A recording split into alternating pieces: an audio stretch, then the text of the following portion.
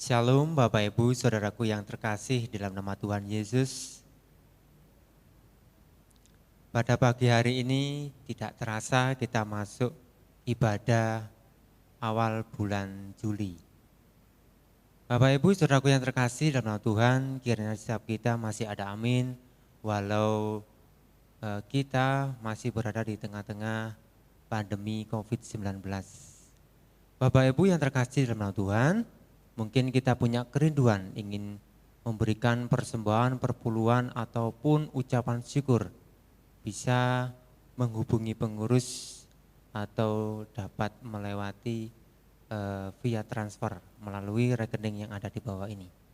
Bapak Ibu yang terkasih dalam Tuhan, mari kita fokus, satukan hati dan pikiran kita sebelum kita beranjak bersama-sama untuk beribadah daring. Selamat berhari Minggu dan selamat beribadah. Tuhan Yesus memberkati. Salam.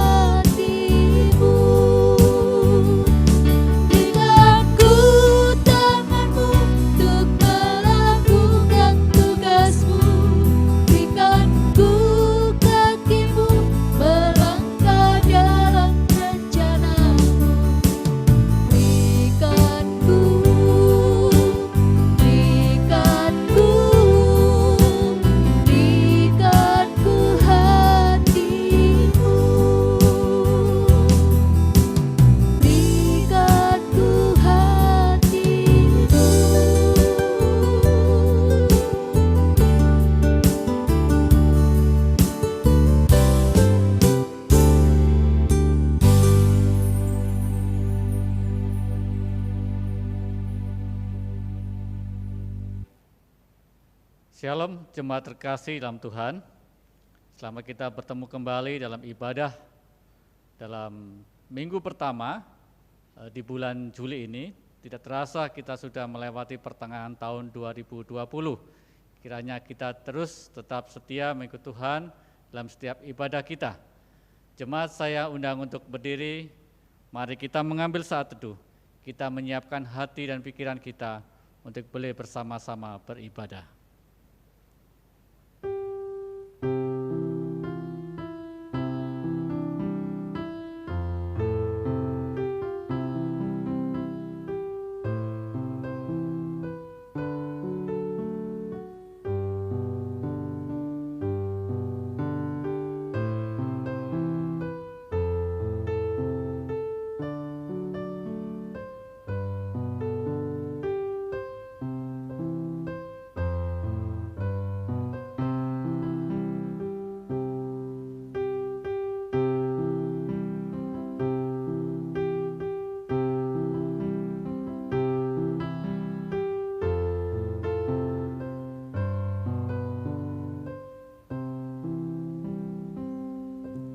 Mari menyembah Tuhan dalam roh dan kebenaran, dan yakinilah bahwa ibadah kita dilandaskan atas pertolongan dan dimulai dalam nama Allah, pencipta langit dan bumi, serta segala isinya, dan yang tidak pernah meninggalkan perbuatan tangannya.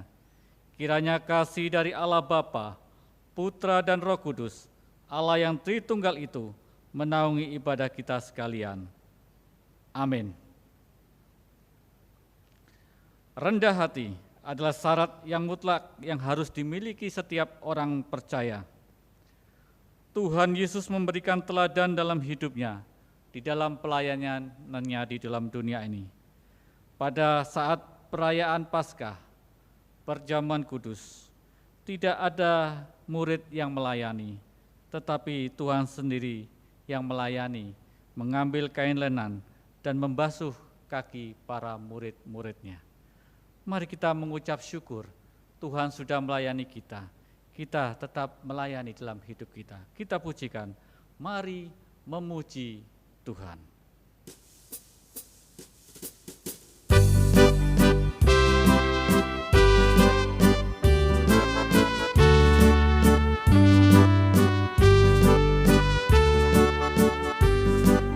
Puji Tuhan Raja segenap alam semesta.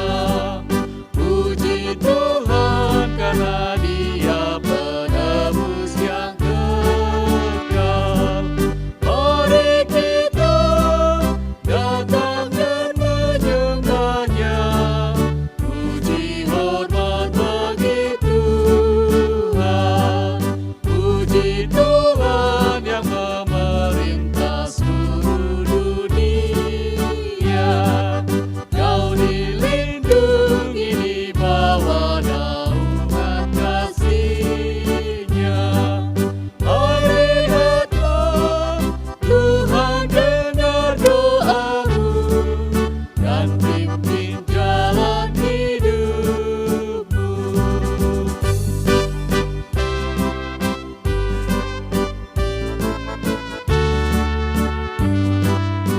Puji Tuhan, hai segenap jiwaku. Puji Tuhan, hai segenap jiwaku, puji Dia.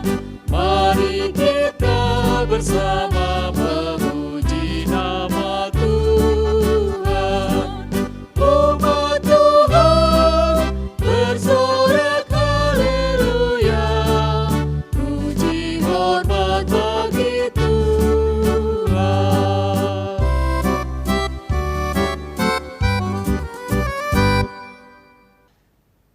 Dengarkanlah firman Tuhan yang melandasi akan ibadah kita pada pagi hari ini.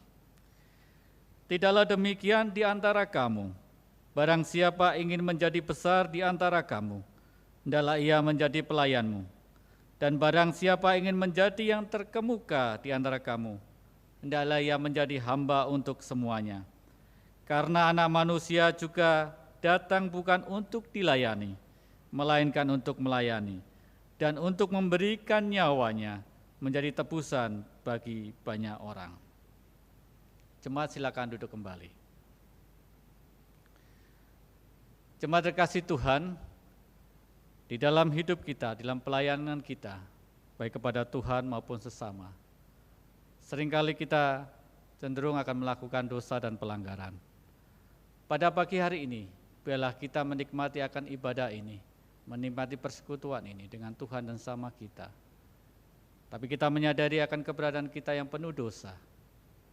Mari kita mengambil saat teduh, sebelumnya kita juga mengaku akan dosa kita.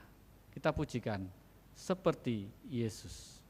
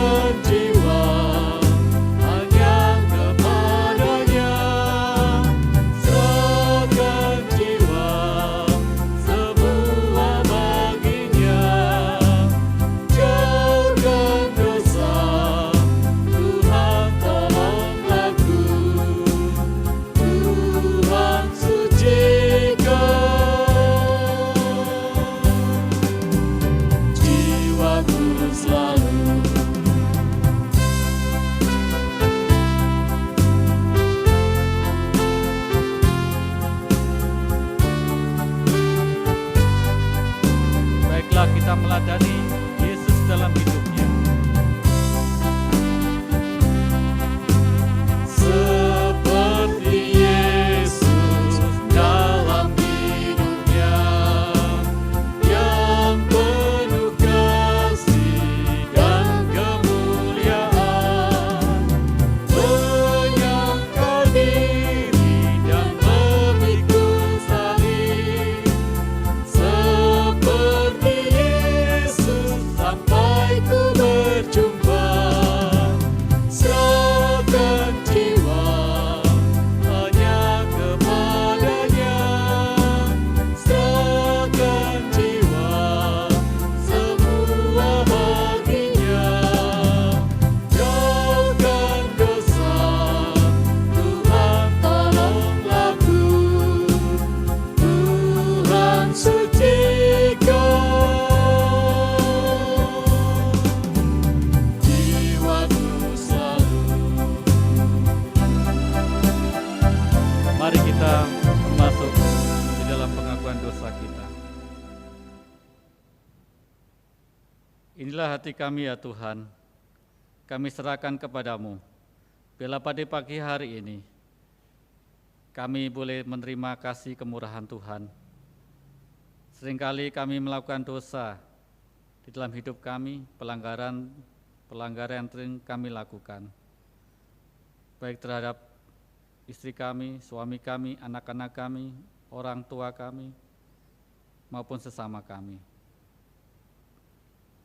Kami bawa segala dosa kami ke tangan Tuhan. Biar Tuhan yang menyucikan. Amin. Dengarkanlah berita pengampunan yang terambil dalam Kisah Para Rasul 13 ayat 38 sampai yang ke-39. Jadi ketahuilah, hai saudara-saudara, oleh karena Dialah maka diberitakan kepadamu pengampunan dosa. Dan di dalam Dialah setiap orang yang percaya memperoleh pembebasan dari segala dosa yang tidak dapat kamu peroleh dari hukum Musa. Dan dengarkanlah petunjuk hidup baru yang terus melandasi segenap hidup kita sepanjang waktu 1 minggu ke depan dalam 1 Petrus 5 ayat yang ke-5. Demikianlah firman Tuhan.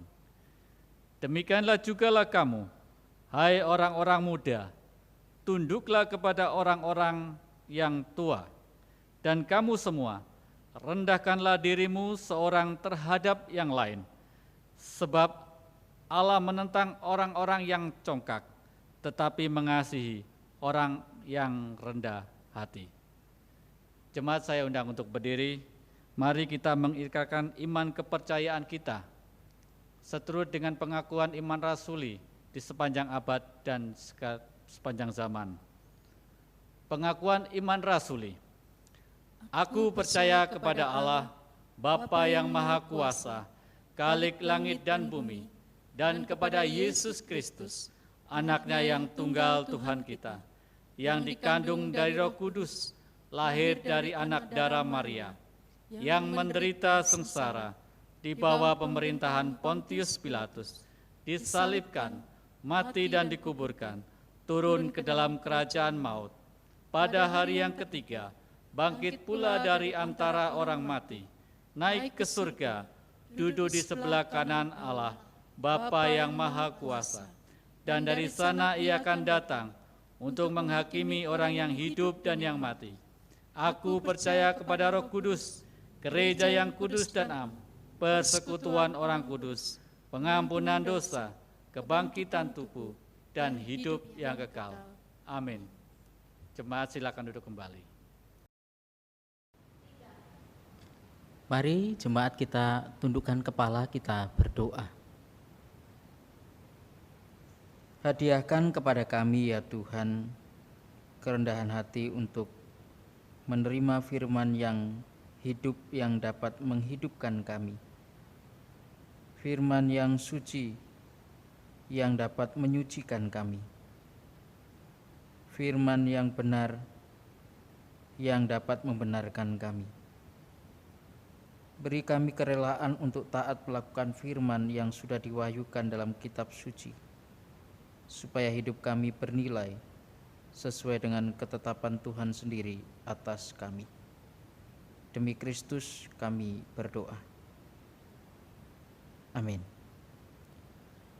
Bapak Ibu yang terkasih dalam Tuhan, hari ini tema kita adalah melayani dengan rendah hati. Mari kita mendasarinya dengan firman Tuhan yang terambil dari 1 Korintus pasal yang keempat, ayat yang ke-6 sampai ke-13. Saya akan membacakan bagi kita sekalian. Rendahkanlah dirimu. Saudara-saudara, kata-kata ini aku kenakan pada diriku sendiri dan pada Apolos karena kamu, supaya dari teladan kami belajar apakah artinya ungkapan, jangan melampaui yang ada tertulis, supaya jangan ada di antara kamu yang menyombongkan diri dengan jalan mengutamakan yang satu daripada yang lain. Sebab siapakah yang menganggap engkau begitu penting? Dan apakah yang engkau punyai yang tidak engkau terima? Dan jika engkau memang menerimanya, mengapakah engkau memegahkan diri seolah-olah engkau tidak menerimanya? Kamu telah kenyang, kamu telah menjadi kaya, tanpa kami kamu telah menjadi raja. Alangkah baiknya kalau benar demikian, bahwa kamu telah menjadi raja, sehingga kami pun turut menjadi raja dengan kamu. Sebab menurut pendapatku Allah memberikan kepada kami para rasul tempat yang paling rendah, sama seperti orang-orang yang telah dijatuhi hukuman mati. Sebab kami telah menjadi tontonan bagi dunia, bagi malaikat-malaikat dan bagi manusia. Kami bodoh oleh karena Kristus, tetapi kamu arif dalam Kristus. Kami lemah, tetapi kamu kuat. Kamu mulia, tetapi kami hina. Sampai pada saat ini kami lapar, haus, telanjang, dipukul dan hidup mengembara. Kami melakukan pekerjaan tangan yang berat. Kalau kami dimaki, kami memberkati. Kalau kami dianiaya, kami sabar. Kalau kami difitnah, kami tetap menjawab dengan ramah. Kami telah menjadi sama dengan sampah dunia, sama dengan kotoran dari segala sesuatu sampai pada saat ini. Yang berbahagia adalah yang membaca, memelihara firman Tuhan dalam hidupnya. Hosiana. Bapak Ibu yang terkasih di dalam Tuhan, ketika seorang sukses, biasanya ada kemungkinan yang bisa terjadi pada diri orang itu. Yang pertama, dia bisa rendah hati, atau yang kedua, dia bisa memegahkan diri. Seorang pengusaha sukses bernama Ingvar Kamprad, dia adalah pendiri sekaligus owner dari IKEA, perusahaan retail yang bergerak dalam bidang perdagangan alat-alat rumah tangga, berasal dari Swedia. Dia adalah seorang yang termasuk di dalam 10 besar orang terkaya di dunia. Tetapi dia adalah orang yang sangat rendah hati, sangat sederhana.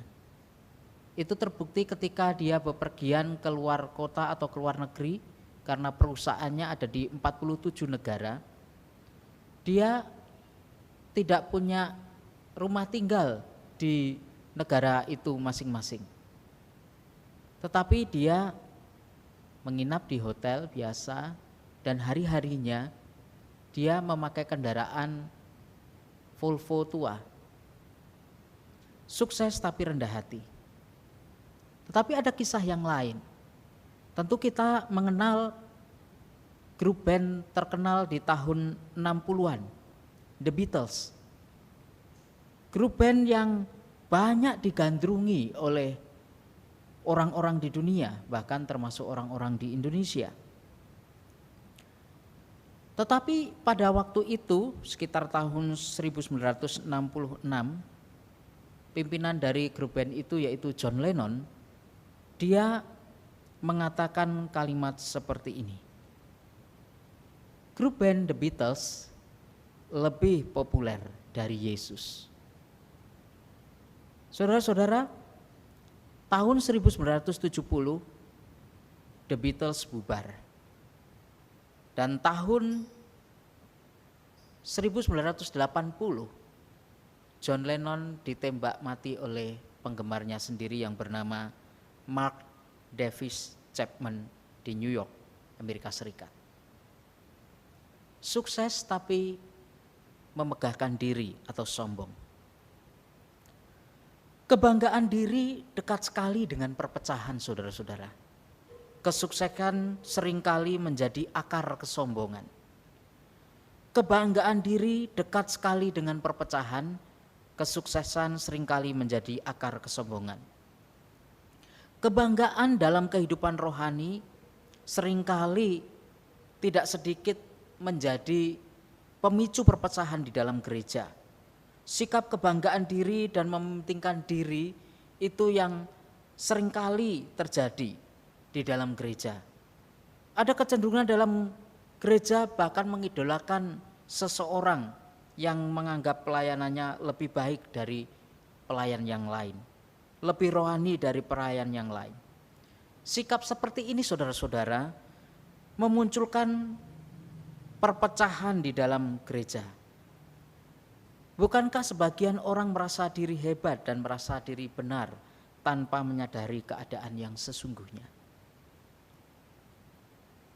Ternyata kesuksesan dan kesombongan pernah terjadi pada jemaat di Korintus pada zaman Paulus.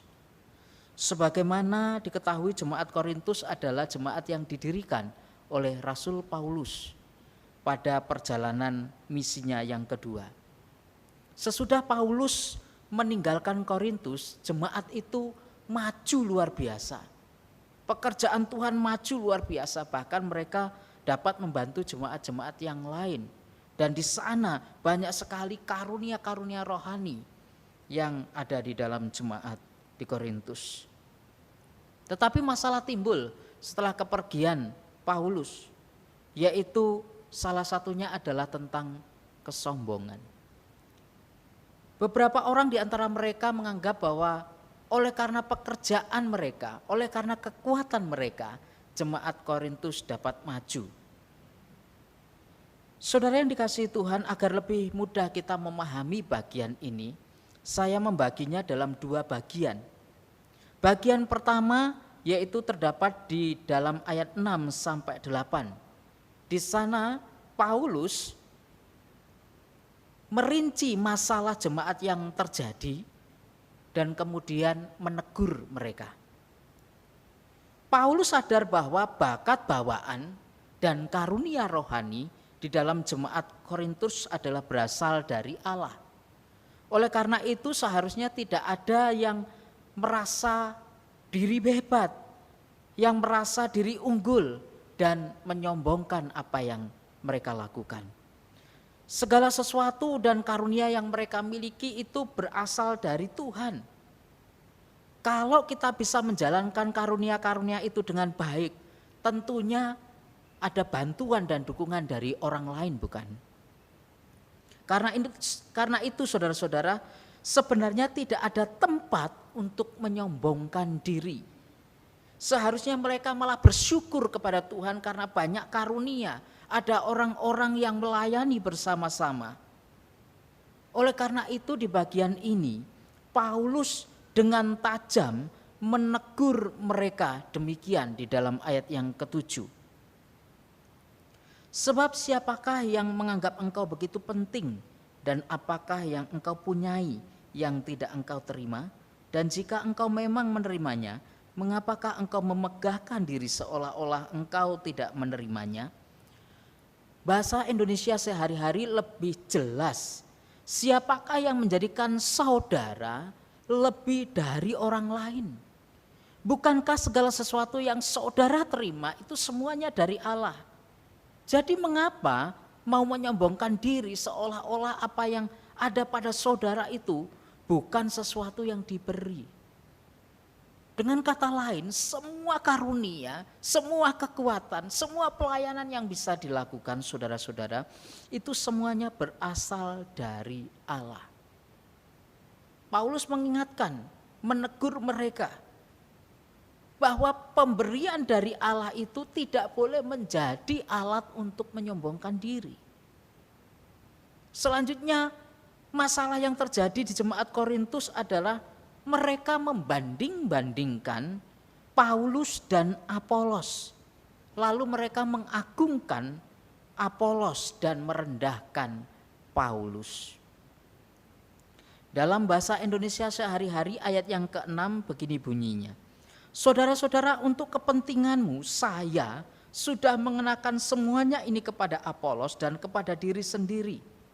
Maksudnya adalah Paulus ingin memberikan contoh bahwa kami, Paulus dan Apolos itu, kalian dapat belajar apa arti ungkapan berpeganglah pada peraturan yang ada. Dengan demikian tidak ada seorang pun dari kalian dapat membangga-banggakan seorang dengan yang lain. Apalagi menghina yang lain. Membanggakan yang lain, seseorang yang lain, lalu menghina yang lainnya. Seharusnya jemaat di Korintus melihat bahwa setiap orang di dalam pelayanan masing-masing, di dalam kehidupan masing-masing, mereka adalah orang-orang yang memiliki keunggulan.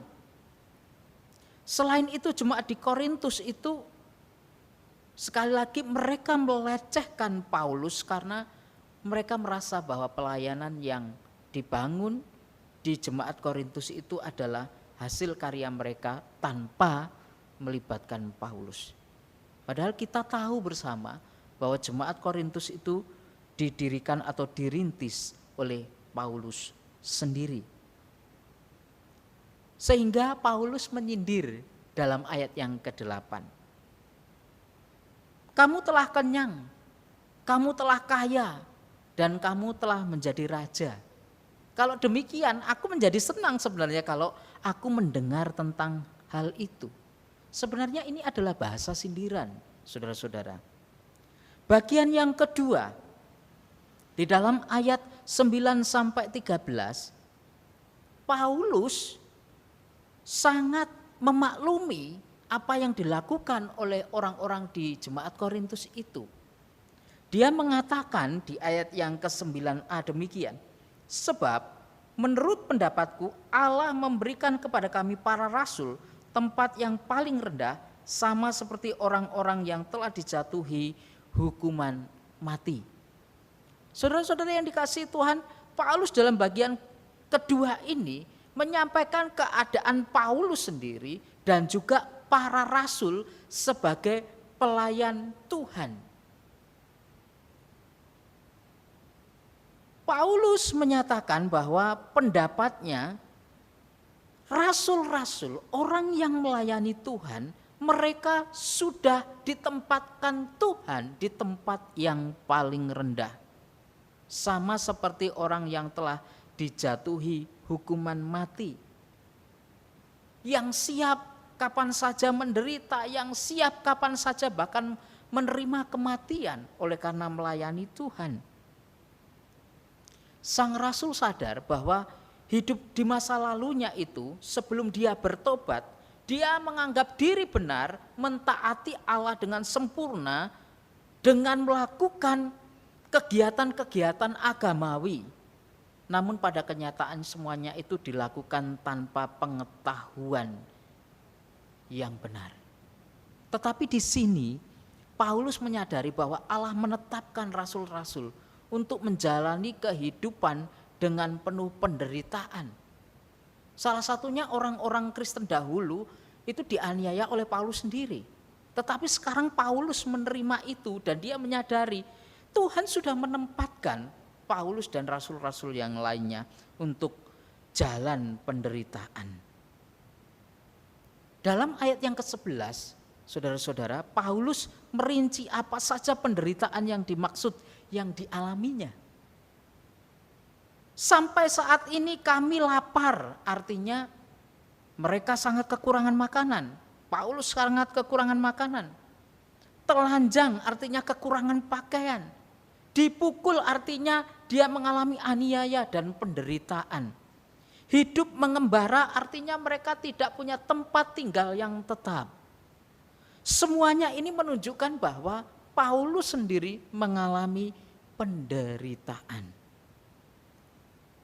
Di ayat 12 sampai 14, Paulus mengatakan bahwa dia mengalami pekerjaan tangan yang berat. Ketika dia dimaki, dia tidak membalas. Dia memberkati orang yang mencaci maki. Di tengah penderitaan pekerjaan yang berat itu ketika dianiaya, dia mengatakan, dia sabar.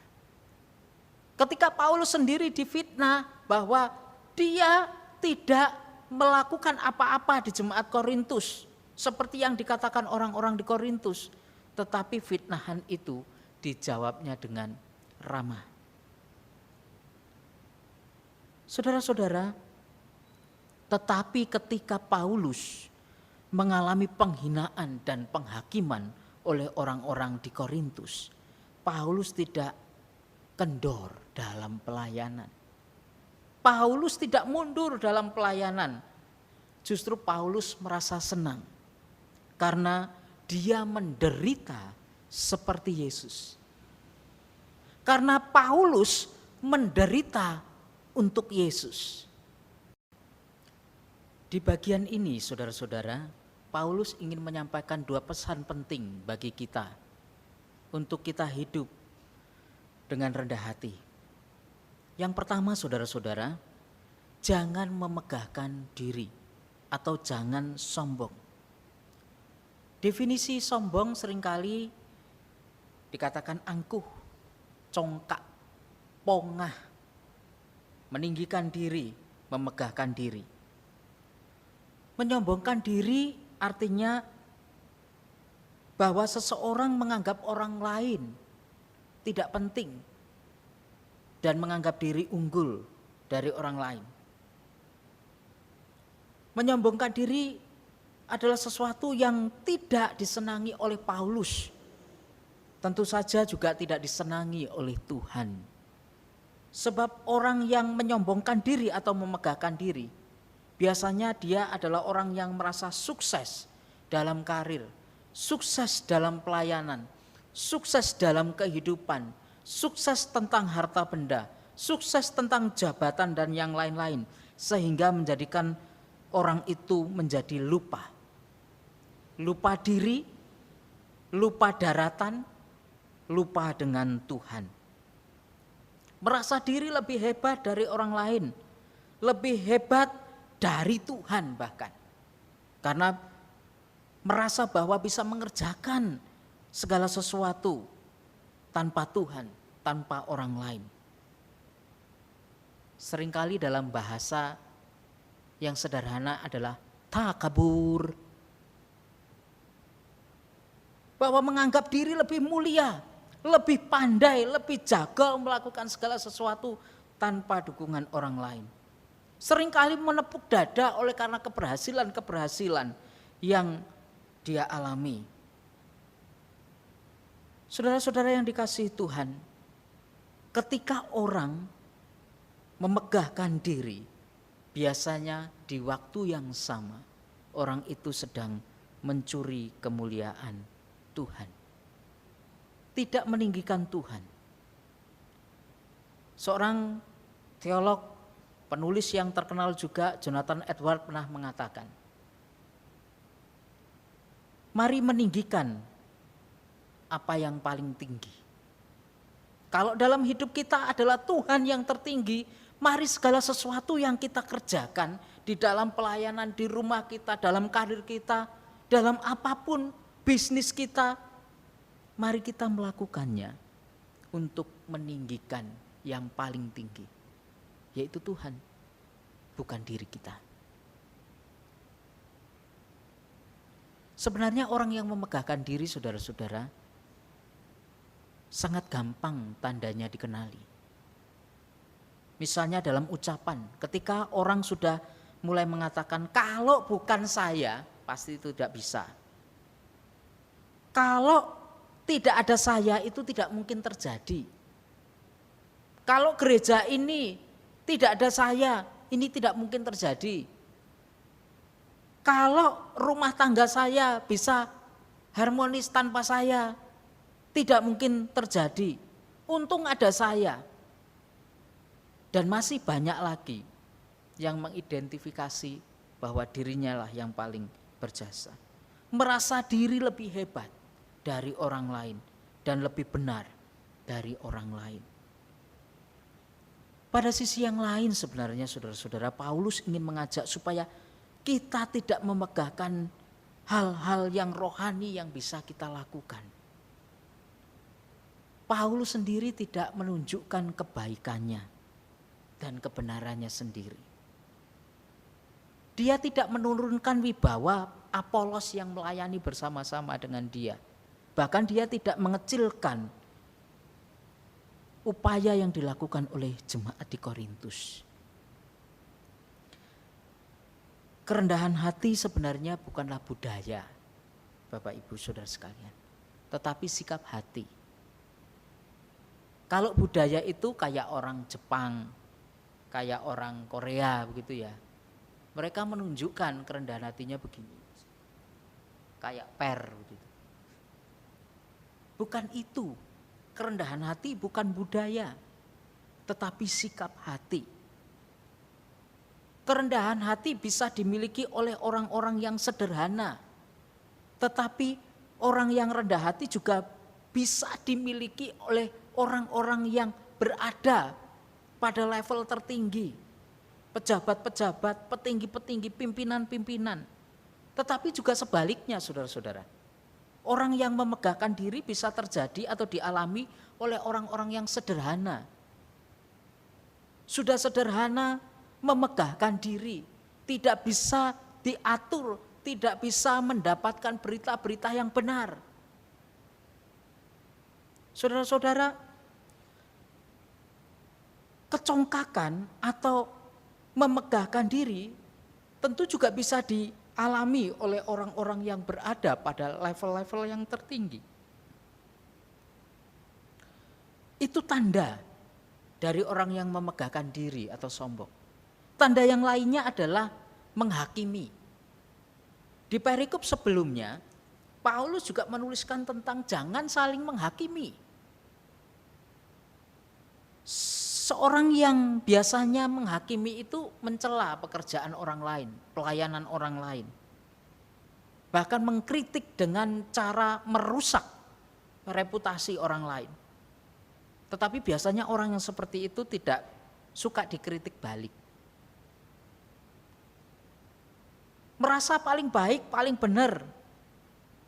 Saudara-saudara, Paulus mengingatkan bahwa manusia tidak layak menghakimi orang lain. Karena penghakiman yang paling adil adalah haknya Tuhan.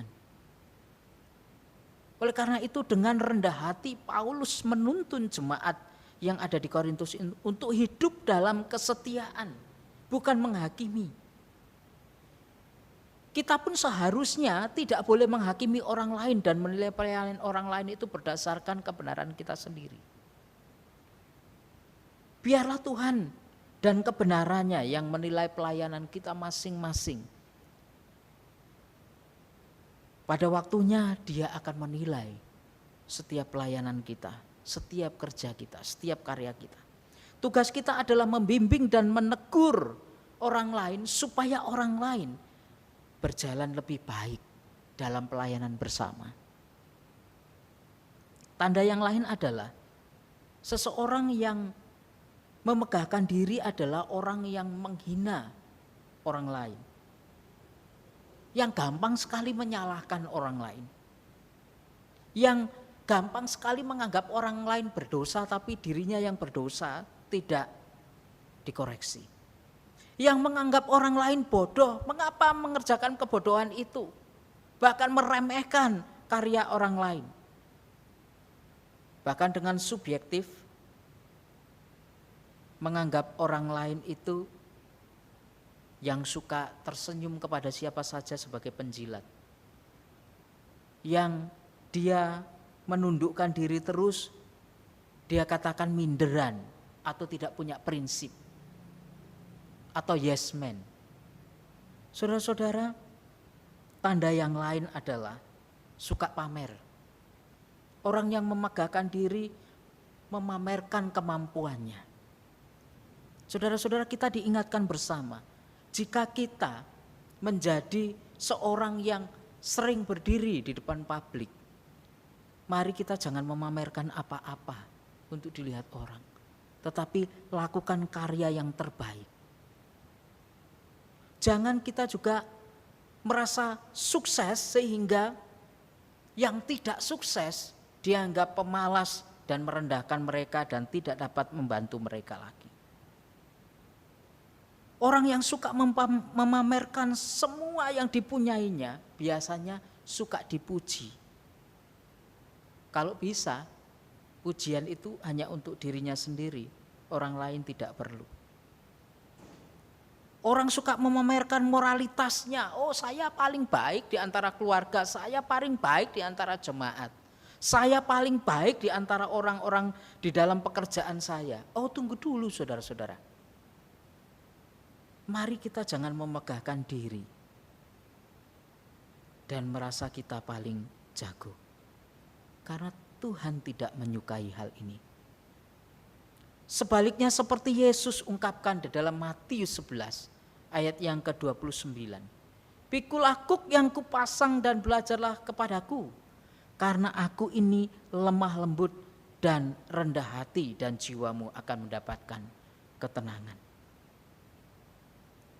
Kebalikan manusia hari ini adalah ingin mencapai semua yang tertinggi, yang terbaik, yang nomor satu. Tetapi sebenarnya berlawanan dengan fisiknya yang merosot, yang berkurang. Sehingga ketika mau mencapai yang nomor satu itu karena fisiknya tidak mendukung, akhirnya terjadilah memegahkan diri. Memegahkan diri. Yesus merendahkan diri sampai mati di kayu salib, saudara-saudara. untuk Anda dan saya. Yesus memberikan teladan di mana dia merendahkan diri untuk mengasihi kita orang-orang yang berdosa. Saudara-saudara, siapa yang dapat bertahan seperti kasih Yesus kepada kita? Mengasihi orang yang berdosa selama-lamanya. Siapa yang dapat bertahan? Siapa yang dapat mengizinkan dirinya turun dari surga ke dunia dan menjumpai kita orang-orang berdosa? Kalau dia bukan Allah yang penuh kasih dan rendah hati.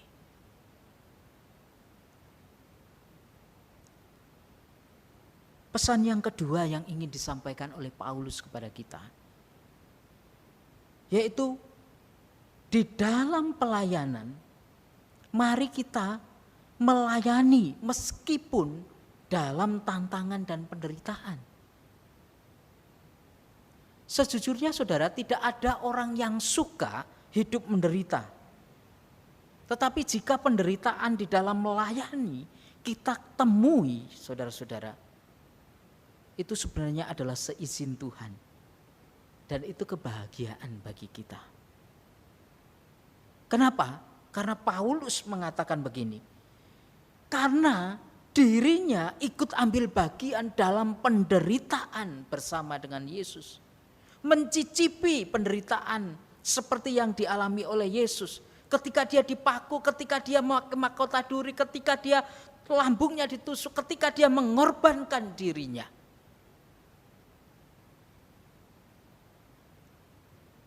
Dia menderita bersama Yesus. Tetapi dia juga menderita untuk Yesus. Itulah yang dirasakan dan dialami oleh Paulus, saudara-saudara. Oleh karena itu sebaiknya dan yang paling penting, mari kita bersama-sama melayani Tuhan dengan tulus dan rendah hati. Kita melayani bukan untuk dipuji atau untuk menyombongkan diri. Karena sebenarnya yang patut dipuji hanyalah Tuhan sendiri. Di masa pandemi COVID-19 ini, saudara-saudara, gereja, yaitu kita orang-orang percaya, harus tetap melayani. Meskipun tantangannya banyak, mau tolong orang yang sakit. Beberapa waktu lalu ada yang meninggal dan kedukaan oleh karena COVID-19 ini. Banyak orang takut dan memikirkan resiko-resiko. Bijak sih. Tetapi mari kita juga terus melayani meskipun dalam keadaan tantangan yang tidak mudah. Paulus mengingatkan supaya di dalam penderitaan sekalipun kita dituntut untuk tetap terus melayani Tuhan dengan rendah hati. Mengingat saudara-saudara kita yang menderita hari ini, mereka yang terdampak oleh karena pandemi virus corona, mereka yang kekurangan makan, mereka yang bingung mencari pekerjaan, mereka yang sulit menyekolahkan anak-anak mereka. Kita semua ditantang untuk tetap melayani, untuk tetap menolong. Bahkan para medis hari ini, mereka adalah orang-orang yang mengorbankan dirinya. Kita yang melihat pengorbanan mereka, apa yang bisa kita lakukan untuk mereka? Seperti Yesus yang mau berkorban bagi kita, kita pun harus peduli terhadap mereka yang menderita. Melayani dengan setia, dengan rendah hati, meskipun banyak tantangan yang kita hadapi. Kita meyakini bahwa Tuhan tetap menyertai kita, meskipun di tengah penderitaan yang kita alami. Ada orang berpikir bahwa ketika orang sudah melakukan sesuatu dengan biasa sehari-hari, mereka anggap itu sudah bekerja dengan baik. Ketika melayani seperti biasa, sudah menganggap itu sudah melayani. Saudara-saudara, mungkin lebih jauh daripada itu. Tuhan bisa izinkan kita itu diukir seperti jam tangan skeleton, jam tangan termahal di dunia. Jam tangan yang terbuat dari emas biasa. Kalau emasnya berat ya itu nilainya. Tetapi jam skeleton adalah jam yang dari bagian-bagiannya itu justru diambil. Tersisa hal-hal yang hanya dibutuhkan untuk tampilan jam itu. Dan itu jam termahal. Hidup kita dalam melayani mungkin harus bergesekan dengan orang lain, harus bergesekan dengan sesama anggota gereja, harus bergesekan dengan teman kerja, harus bergesekan dengan keluarga kita. Itu mungkin adalah cara Tuhan yang diizinkan untuk kita alami. Supaya di dalam penderitaan sekalipun kita ingat tugas kita. Kita tetap melayani sesama, kita tetap melayani keluarga, kita tetap melayani siapapun.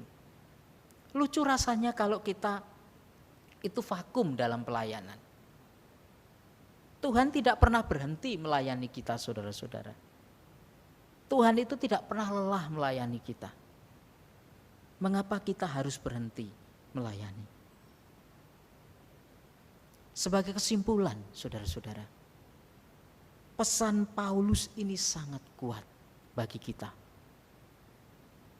Bahwa jangan kita bersandar pada penilaian diri kita sendiri sehingga kita menjadi sombong seperti jemaat di Korintus. Pesan Paulus sangat kuat supaya kita tidak memegahkan diri, supaya kita masing-masing juga terus melayani dengan kerendahan hati meskipun banyak tantangan. Kita mau dibentuk oleh Tuhan, kita mau dipakai oleh Tuhan menjadi alatnya untuk kemuliaannya.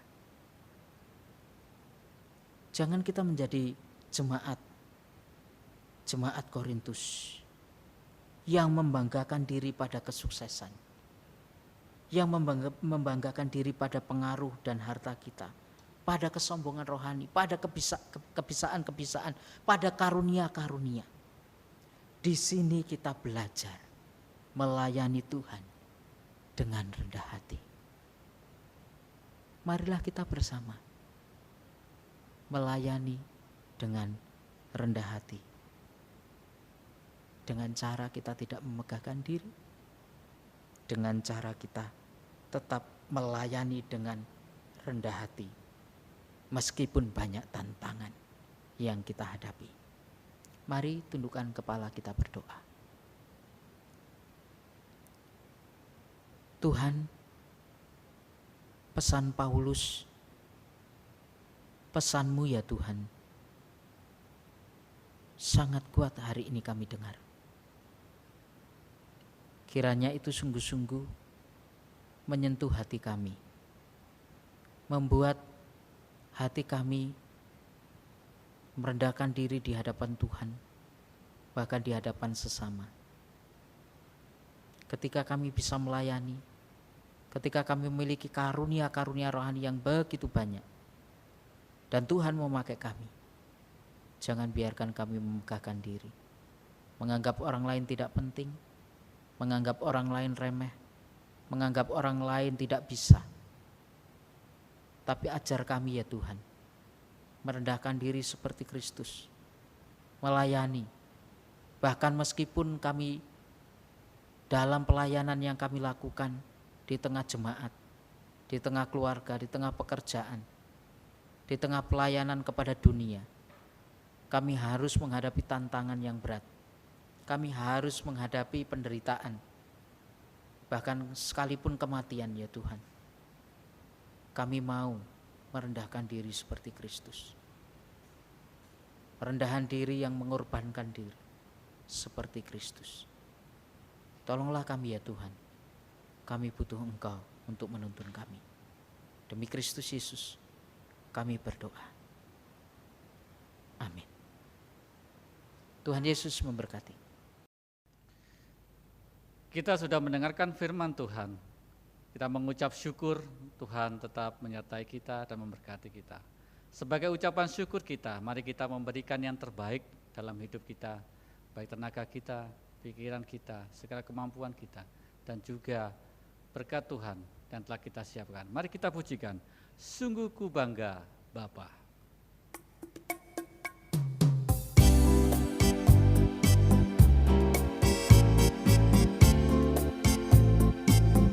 Sungguh ku bangga Bapa, punya Allah seperti Engkau.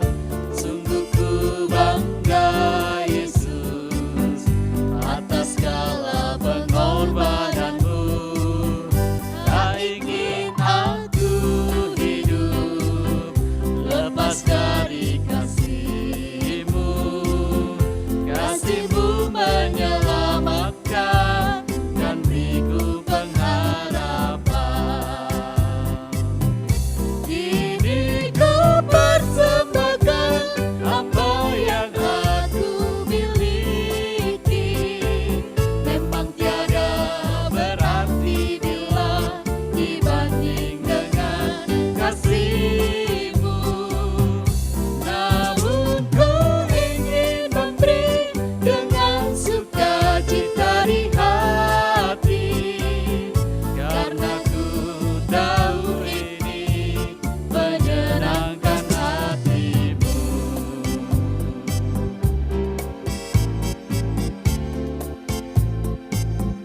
Sungguh ku bangga Bapa, punya Allah seperti Engkau.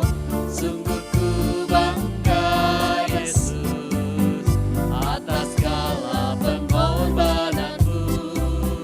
Tak ingin aku hidup lepas dari kasih-Mu. Kasih-Mu menyelamatkan dan beriku pengharapan. Kini ku persembahkan apa yang aku miliki. Memang tiada berarti bila dibanding dengan kasih-Mu. Namun ku ingin memberi dengan sukacita di hati, karena ku tahu ini menyenangkan hati-Mu. Kini ku persembahkan apa yang aku miliki. Memang tiada berarti bila dibanding dengan kasih-Mu.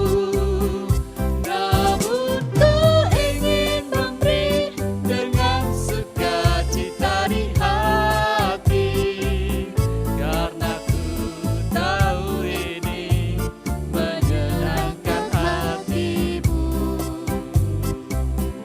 Karena ku tahu ini menyenangkan hati-Mu. Mari kita masuk dalam doa persembahan dan juga doa syafaat kita. Syukur dan terima kasih Bapak kami naikkan pada pagi hari ini. Karena kasih Tuhan yang begitu luar biasa itu sudah kami nikmati sepanjang hari, sepanjang hidup kami ya Bapak. Sebagai ucapan syukur itu Tuhan, pagi hari ini kami membawa persembahan kami di hadapan-Mu. Mungkin persembahan ini tidak sebanding dengan apa yang Tuhan sudah berikan buat kami. Tetapi kiranya persembahan ini boleh dipakai untuk pekerjaan Tuhan di tempat ini. Kiranya Engkau mau sucikan dan kuduskan persembahan ini, sehingga persembahan ini berkenan di hadapan-Mu ya Bapa. Di dalam nama Tuhan Yesus, kami sudah berdoa. Amin.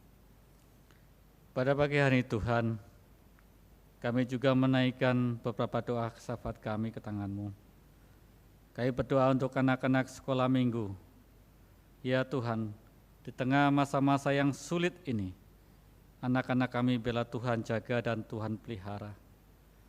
Anak-anak kami ini yang rentan terhadap sakit penyakit, Tuhan yang membungkusnya. Tuhan, kami berdoa untuk anak-anak sekolah minggu kami yang sudah naik tingkat. Biarlah Tuhan mereka tetap bersyukur atas pimpinan dan penyertaan Tuhan. Kami berdoa untuk anak-anak sekolah minggu kami, biarlah dengan naik tingkat ini, pengertian, pemahaman, dan pengenalan terhadap Engkau, Tuhan yang memberkati.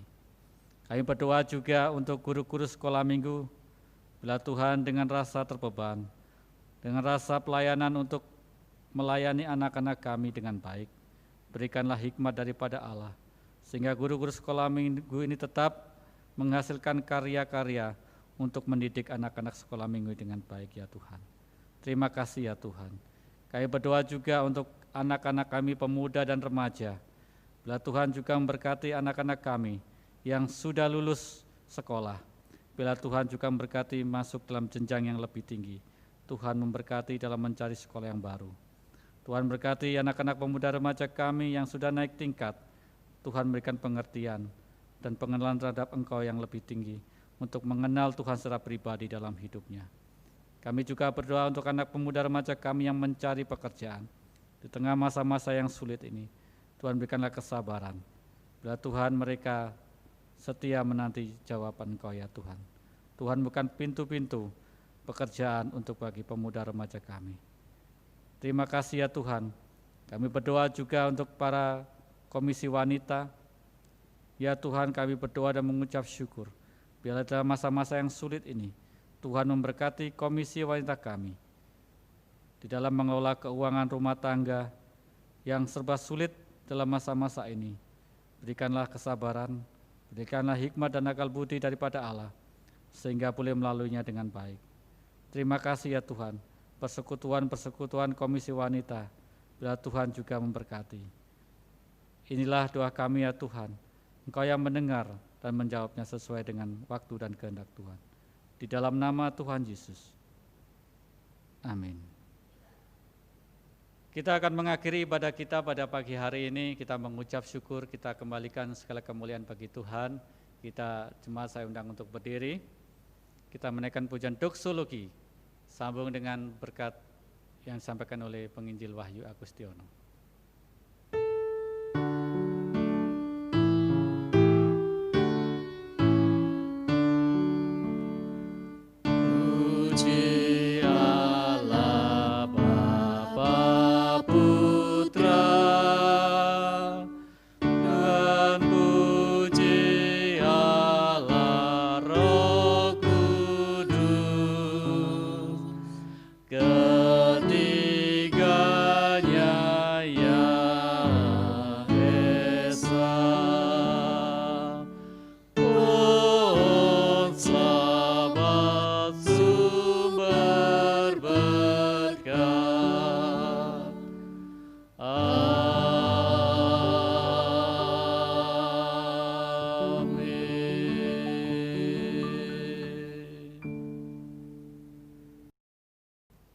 Jemaat yang dikasihi Tuhan, firman Tuhan sudah kita dengar.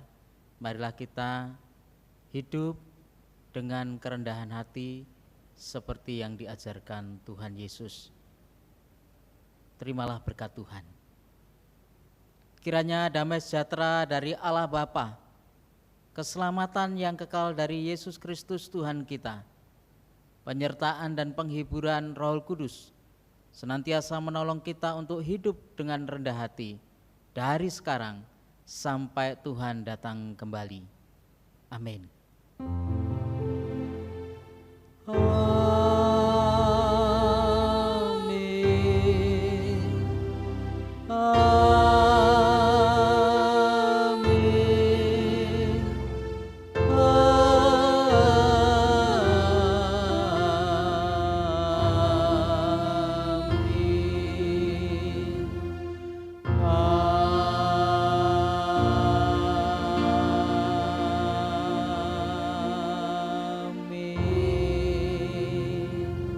Silakan duduk, silakan mengambil waktu teduh.